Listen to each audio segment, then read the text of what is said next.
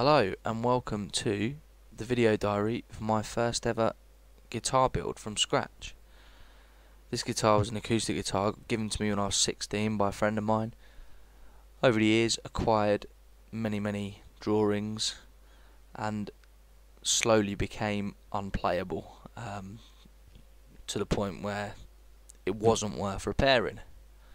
But I didn't want to lose all the drawings and stuff, and so I figured I would incorporate them into my first ever guitar build.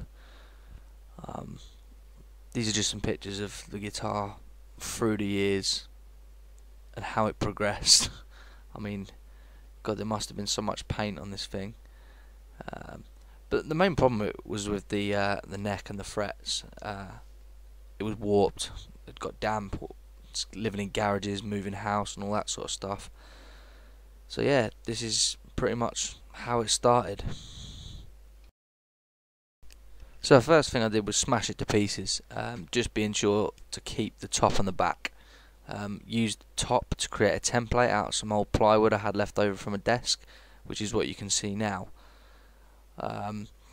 Marking out where I thought the hardware would look best. I knew I wanted it to be a semi-hollow, so it was going to be an electric guitar with a pickup, but I just wasn't sure how I wanted to configure it at this point, so that's what these pictures are.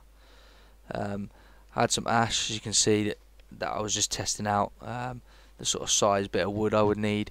I was never going to glue the wood like that, just sort of fiddling around with it, deciding what I was going to do. All that ash actually eventually got turned into drumsticks.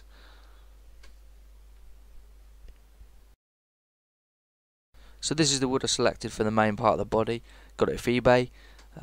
Nice 35mm slab of mahogany, and you can see here where I've marked out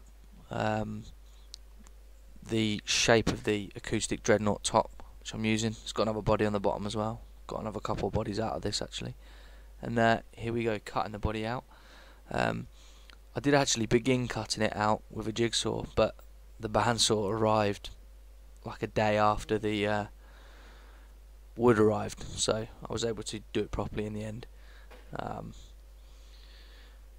you can see now the body is fully cut out. I haven't at this point decided what I'm using for a top. Obviously 35mm is not full thickness, and it was never going to be. I'd have loved to have a quilted maple or something like that, but first build, didn't want to screw it up, didn't want to spend a lot of money. So yeah, I just decided I would do it as cheaply as I possibly could.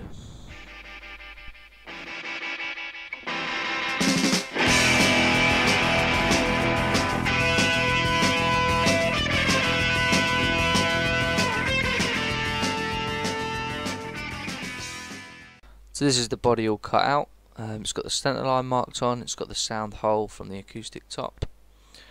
And as you're going to see in a minute, these are the markings I made for chambering it out. I went through many different ideas and abandoned them all and just made it up as I went along with the router in the end. Turned out alright. This is the maple for the neck. Got it off eBay again. It's actually European maple, so sycamore.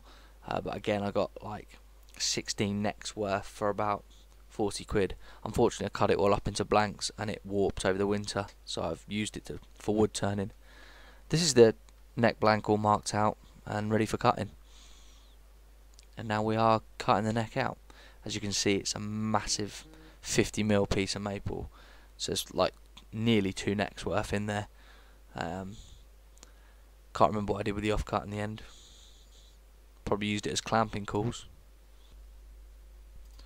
So this is the neck rough cut out and ready to have the truss rod channel routed. So we go back to route this truss. Didn't really know what to do with regards to templates, so I just got a couple of I think they were slats from a bed. Used them as templates for the channel in the end. It wasn't perfect. If you took the fretboard off, it probably looked really really wonky. But it doesn't matter. It holds the truss rod in place. The truss rod doesn't have a rattle. I have since realised that the adjustment point at the truss rod is broken, so it's actually really difficult to adjust the truss rod.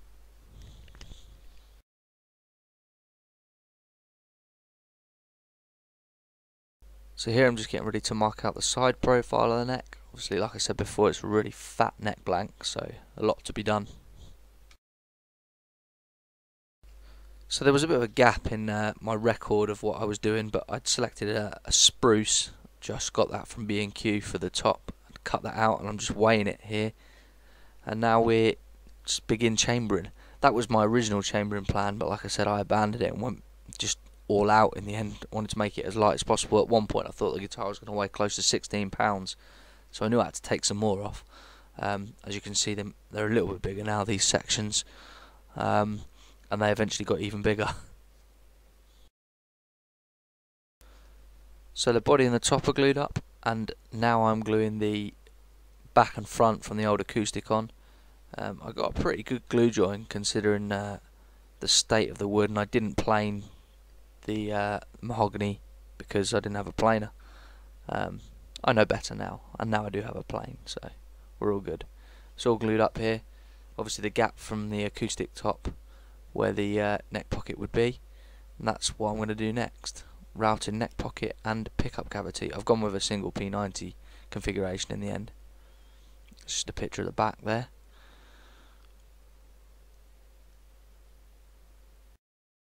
Scariest part of the build to date, working out the neck break angle.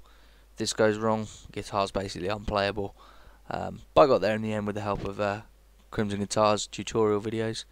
I've cut the control cavity here. It's still like that. I didn't bother making a backplate for it. Couldn't be bothered. And there we are. We have neck with a headstock shape, roughly, and the body all glued up. Bit of a side profile on the neck. It's been thinned out. Obviously, it hasn't been shaped yet. And just test fitting that in the pocket. Pocket got routed a little bit deeper after that, obviously, but it was a nice tight fit.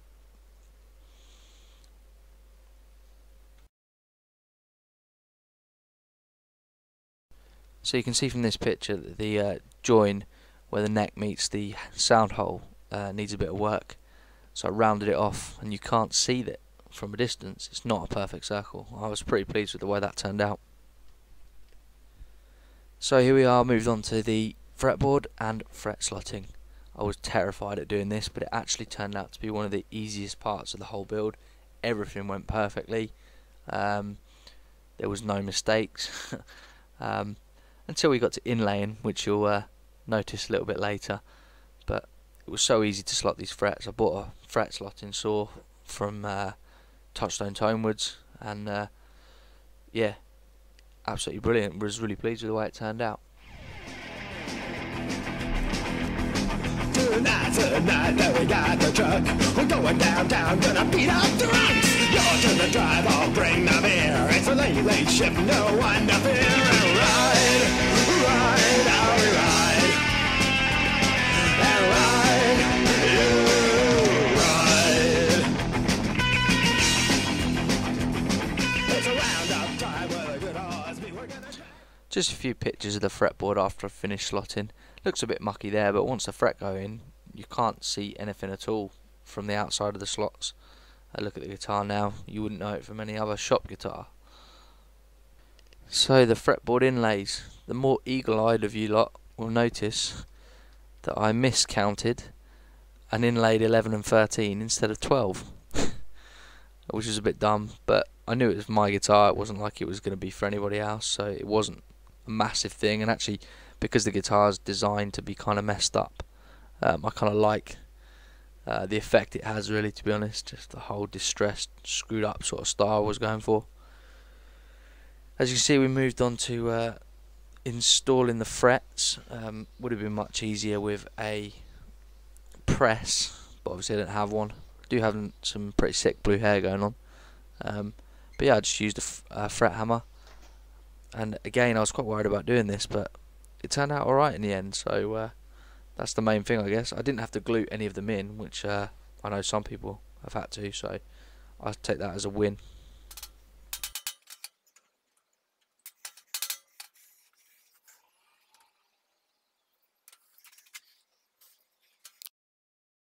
Finished fretting the neck. Ends need trimming, but other than that, pleased as punch. So at this point the body was nearly finished, but I did notice a few gaps between the the top from the original acoustic and the spruce top. So I just went back with the glue, clamped it up again, and just made sure there wasn't any. Seem to be saying this a lot, but I was really dead scared about carving the neck. Didn't really know how to go about it, didn't have the best files, but it turned out to be one of my favourite parts of doing this, and one that I still enjoy to this day. Like, I've done 3 or 4 more now, and just love the effect you get from carving the neck by hand. Still doing it with the same files, although I do have orbital sander now, which helps a lot. There it is, rough carved. I went for like a D sort of profile in this neck. The ones I've done since, I've gone with a more standard C shape, but the D was more like the original acoustic I had. So I don't have a particularly powerful bandsaw, and that means that when I'm not using a fence, which I also don't have, I get wonky cuts, as you can see here, and that required some levelling out, but I did get in there in the end.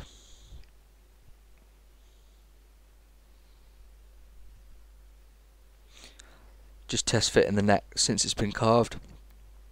There was a bit of a gap,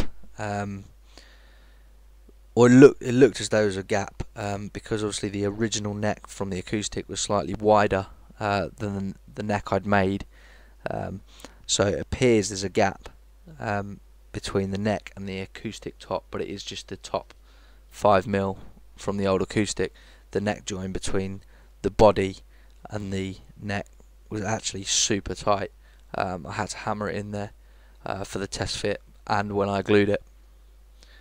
I'm just weighing the guitar here. I was really pleased it came out a decent weight in the end, no more than a standard Les Paul. You might be wondering what's clamped up at the top there. I made a complete screw up of the nut first time round, and you'll see that in a little while, but that's the nut being glued in. And there's the gap that I was telling you about before. That's literally just between the top 5mm and the neck. The rest of it's super tight, which I was really pleased with. Most important part of the whole build in my opinion. So we're on to finishing now. So I've drilled the tuning peg holes, and we're just about getting ready to finish this neck. Just test fitting the tuning pegs. I actually went with different tuners in the end.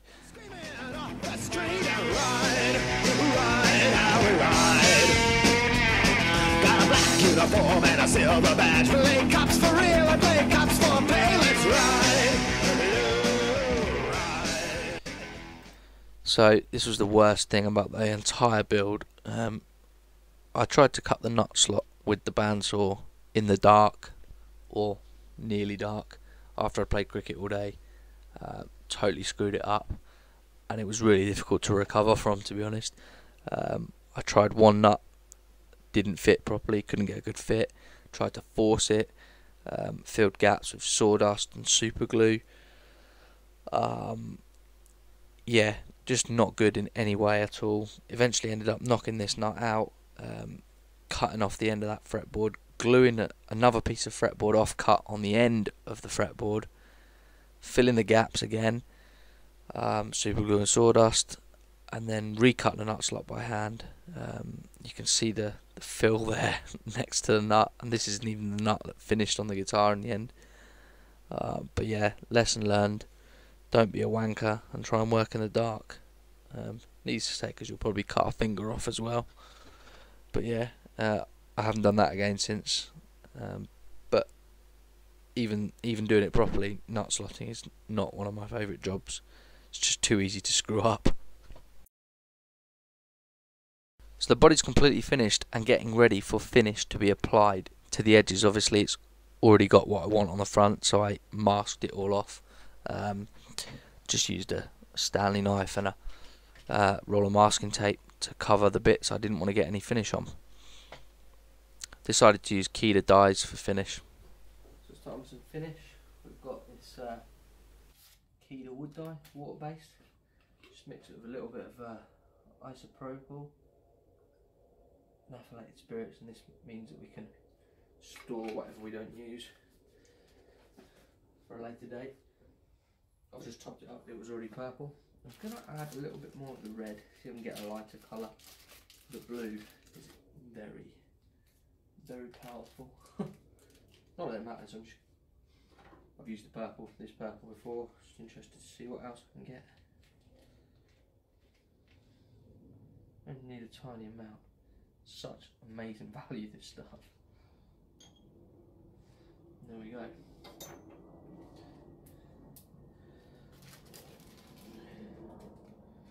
Should have really created a swirl before I put that in, but it doesn't matter too much. What have I got?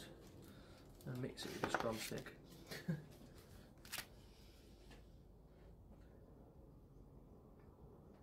an idea of what sort of colour it will come out, I suppose, as well.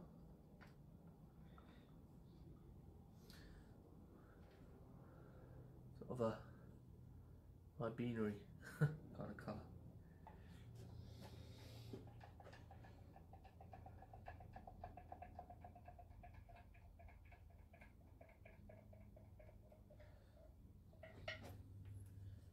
Stick that in there. Just put the lid on. Give it a shake.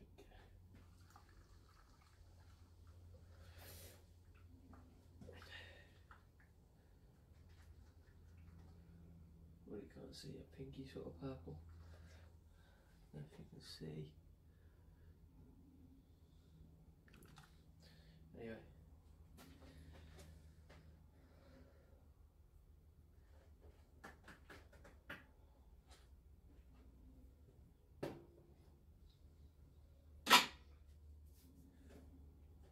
Should have around here a paintbrush somewhere. A lot of people would say to apply it with a rag. I prefer to use a paintbrush, but I just found when I was using it before it didn't go on very well. Got a rag here, it's my pair of boxer shorts.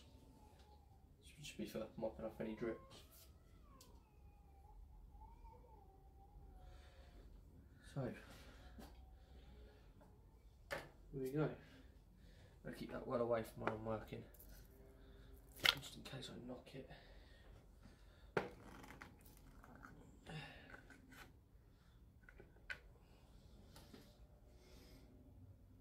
Brush is a little bit small for the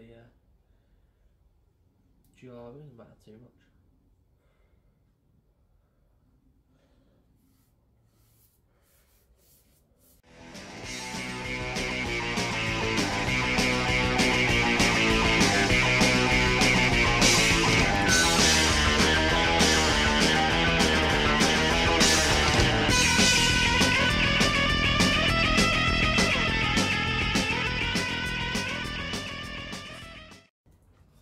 Here's the body we stained yesterday.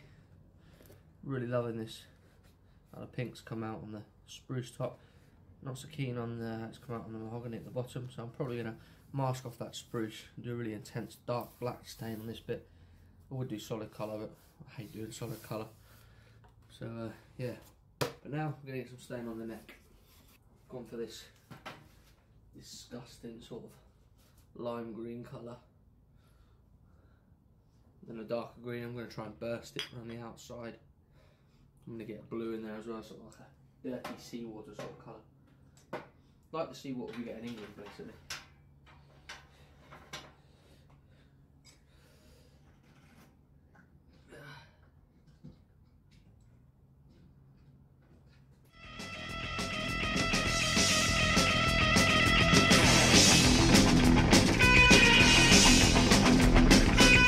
Your dress is a kick in the ass. Let's reach your balloon till you're shedding your pants. No move, child, got a big black stick.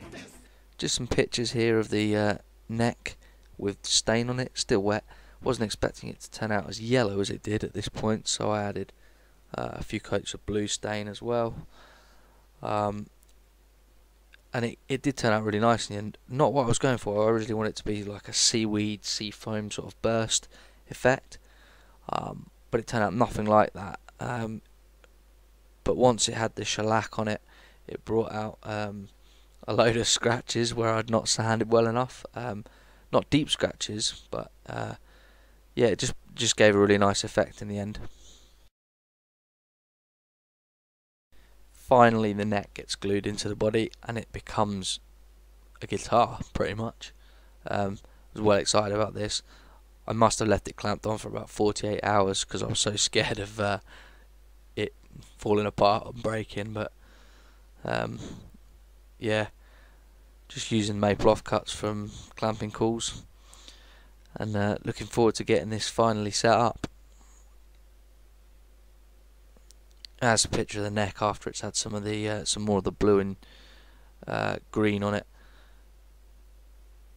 That's pretty much how it looks as it is finished, other than it's just shiny. And there we have a picture of it all glued up. Frets obviously all taped off for the fretwork, and I hand wrote a lyric on it. It was a lyric to one of the songs that I wrote on this guitar back when I was about 16. Not a very good song, not a very serious song either. So we're about to begin finishing. We've got the nice spray booth set up, or polish booth it's going to be today. Everything we need. Got the French polish, cotton wool wrapped inside a rag, paintbrush for getting in little corners and stuff, and a brew. So the aim is to follow the instructions on the back of this. It says several coats. It's going to be a lot. I think a lot of thin coats. I'm going to roughly sand with a dead bit of 800 in between. Not every coat, probably every 3 coats. So here we go. Just let some soak in, and we start.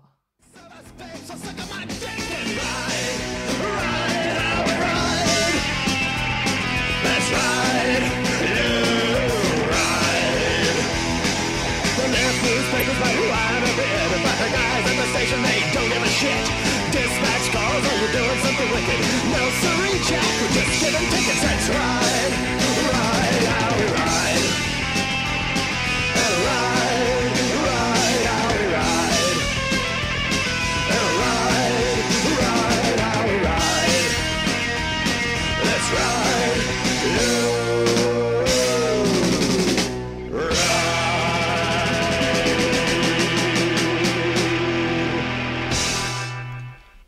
So we're all done with the shellac by this point.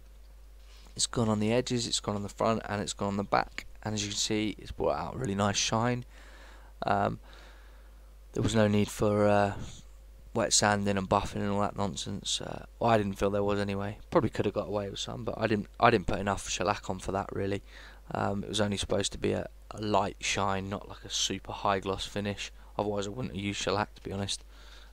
But also I hate spraying lacquer. Yeah, so you can see some on the neck now as well. That's obviously brought out all the marks that were still in the neck, which actually I quite like the way that looks. It's not to everyone's taste for it by any means, but I knew it was only going to be me playing it really. Finally getting some hardware set up. I wanted a trapeze tailpiece. No idea why, I just think they look pretty cool. I did have to move the bridge because I drilled the posts incorrectly, and it wouldn't have intonated properly if I hadn't done. So you'll see in a minute where I took it off. I plugged the holes. I just used some plug cutters and bits of maple, filled the holes in and re-drilled them where I wanted them. Got some more pictures now. Strap buttons installed,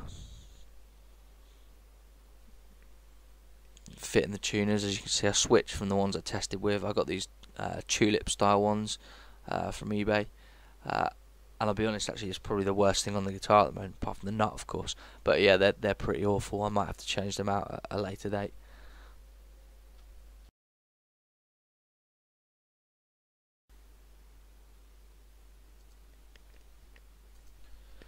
This is all just test fitting hardware. At this point I didn't know the bridge was in the wrong place. I've obviously not wired the pickup in yet, but I needed to get some strings on it to make sure the neck break angle I was worried about was correct and the action was going to be okay. The truss rod did need adjusting. because the action was far too low at the top end of the guitar where the nut is or was. As you can see where I've cut that original nut off here. But yeah, the action was far too low, it was touching the fret, so I need to adjust the truss rod. I adjusted the bridge a little bit as well. Got it playing before I put anything in permanently.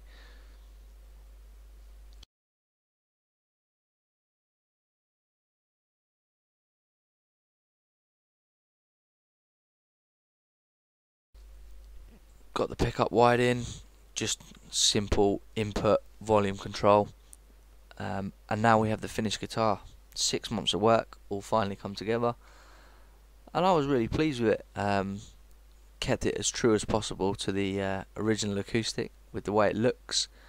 Yeah, for a first build, there's a few things I would have done differently. Definitely the nut. I probably would have done some bit better prep to the wood, but it played, and that was the main thing. This is just pictures of where I had to re-drill the bridge posts where it intonated.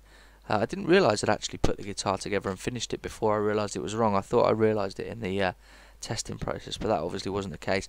And this is the tension bar I fitted, which aided with the action issues at the top end of the guitar. So there we go, it's done. I've kept all the bits from the original acoustic, as you'll see in the final picture. Just a bit of sentimental value, really. Anyway, thanks for watching. Stay tuned. Like, share, subscribe. There'll be more coming soon.